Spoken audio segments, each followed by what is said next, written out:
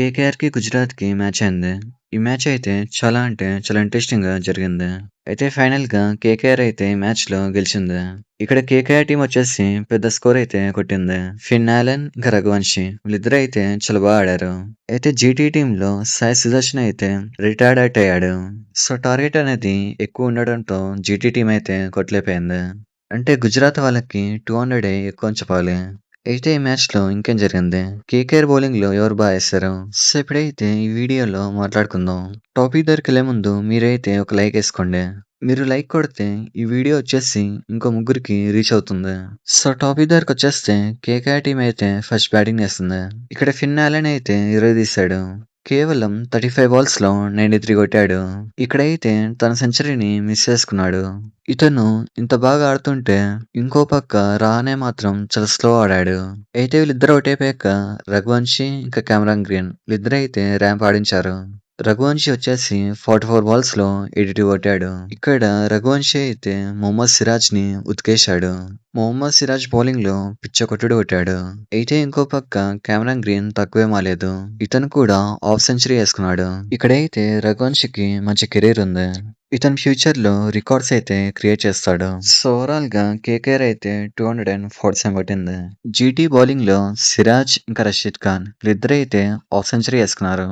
అయితే చేజింగ్ లో ఇంత పెద్ద టార్గెట్ ని కొట్టడం జీటీ టీం కి చేత కాలేదు. ఇక్కడైతే గుజరాత్ బ్యాట్స్మెన్ వచ్చేసి స్లో ఆడారు.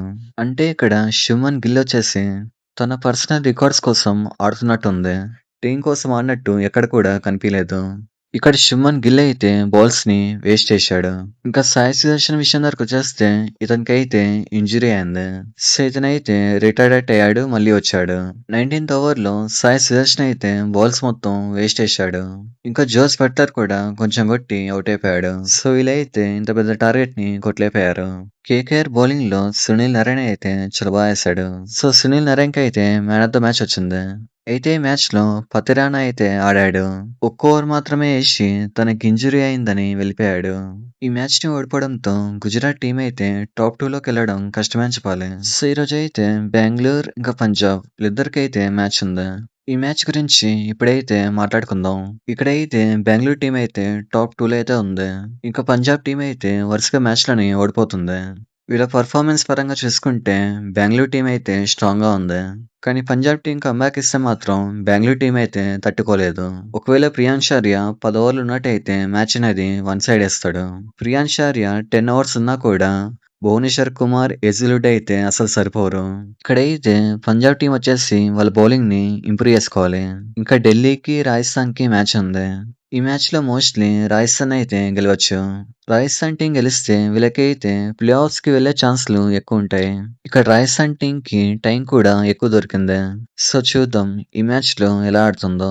పంజాబ్ టీం కి అయితే ఇప్పటి వరకు ఒక ట్రోఫీ కూడా లేదు. సో ఇక్కడైతే పంజాబ్ టీం గెలవాలని కోరుకుందాం. సో ఇది మ్యాటర్. చూసారు కదా వీడియో.